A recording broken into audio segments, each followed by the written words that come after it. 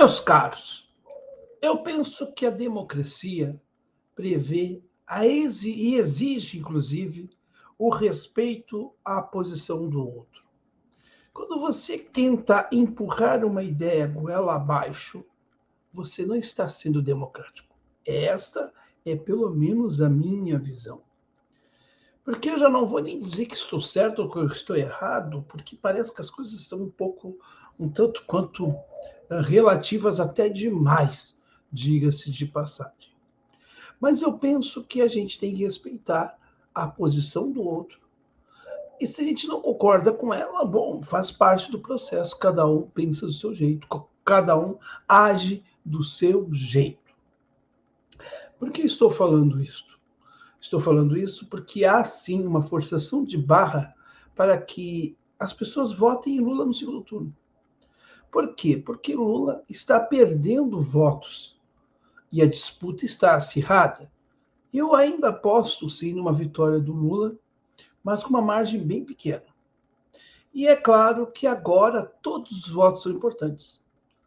Bem diferente, é claro, quando se esnobava do eleitor do Ciro no primeiro turno e dizia que Lula estava estourado.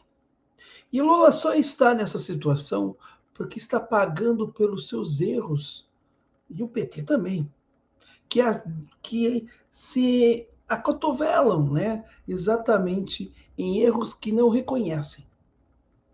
E, efetivamente, o eleitorado, bom, enfim, está revoltado com isso. E é legítimo que as pessoas estejam revoltadas. Como eu disse, e repito, já falei isso no primeiro turno e falo no segundo, o Bolsonaro é só um fenômeno ou um reflexo do lulopetismo. Agora, o discurso é que nós temos que combater o fascismo. Mas o fascismo não foi combatido pelo Lula nem pelo PT. Afinal de contas, Lula sequer assinou um único pedido de impeachment. Se não assinou nenhum pedido de impeachment. Se optou, né, em 2018 por sangrar o Brasil, era preferível sangrar o Brasil em 2018 do que eleger um candidato pela via democrática que venceria Bolsonaro, que era Ciro Gomes, agora está preocupado em combater o fascismo?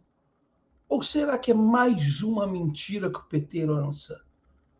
Assim como é tão mentiroso aquele argumento falacioso de que Bolsonaro defende a liberdade. Liberdade qual? Aquela só de você dizer que é mito? Mito, porque se você discordar, você é tido como um demônio, um comunista. Aliás, termo que as pessoas te chamam sem saber o que é. A mesma coisa que vale também para os que te chamam de fascista só porque você não concorda com elas.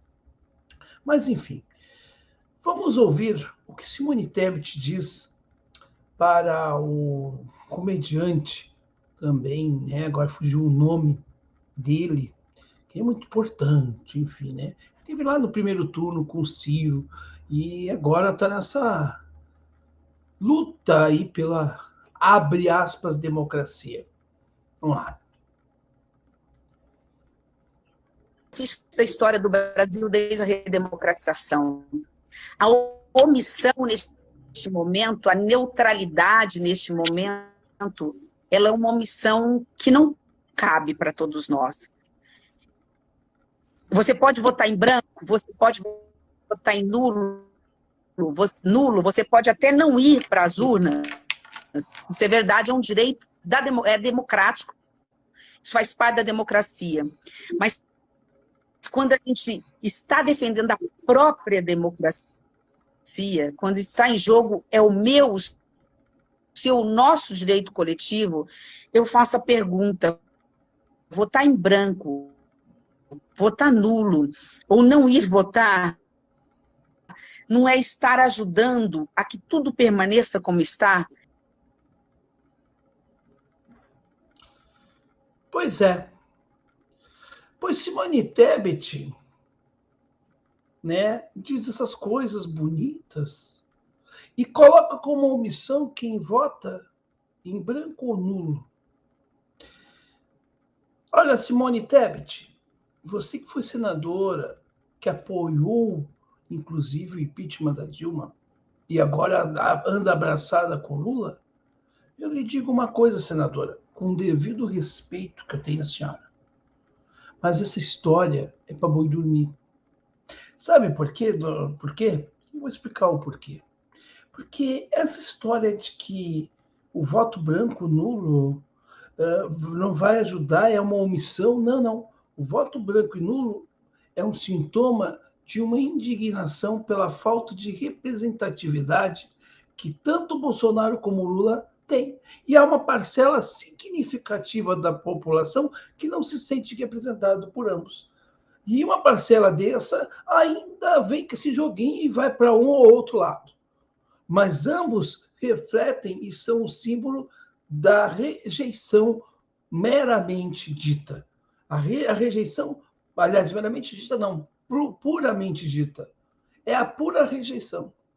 Então eu não tenho obrigação nenhuma de votar em Lula, porque se eu votar em Lula vai acabar com o fascismo. Não.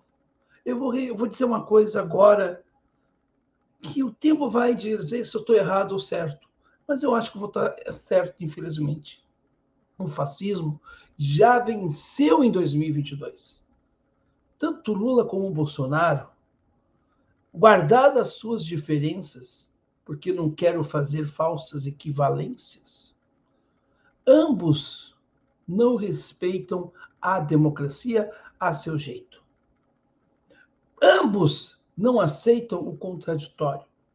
E isto vale para suas ditas militâncias.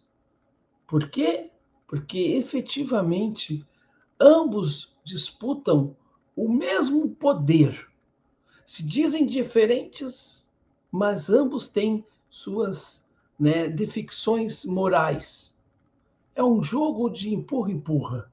É um jogo de, enfim, de comadres e de lavadeiras, mas não um debate político verdadeiro. E a senhora Simone Tebet está aí, no palanque do Lula, fazendo uma fala demagógica. Mas esta é a gigante Simone Tebet, segundo os lulistas. Eu duvido, Simone Tebet, que a senhora tenha os 100% dos seus votos que a senhora conseguiu, conquistou e ficou à frente de Ciro. Eu tenho certeza que boa parte do seu eleitorado está muito decepcionado com a tua postura demagógica, porque isso é demagogia, isso é maniqueísmo. Mas, enfim, cada um com suas escolhas. E eu espero que a senhora arque com esta escolha de apoiar quem, infelizmente, desgraçou o Brasil, porque o grande responsável pela manutenção do fascismo no Brasil chama-se Luiz Inácio Lula da Silva. Durmam com este barulho. Eu não vou levar essa culpa. Meu voto é branco e não conseguem, de forma alguma, convencer, mudar a minha convicção. Cada vez mais firme, exatamente pela demagogia que me parece ser a prática muito recorrente desses que estão agora querendo o meu voto, mas que eu sinto que não merecem ele.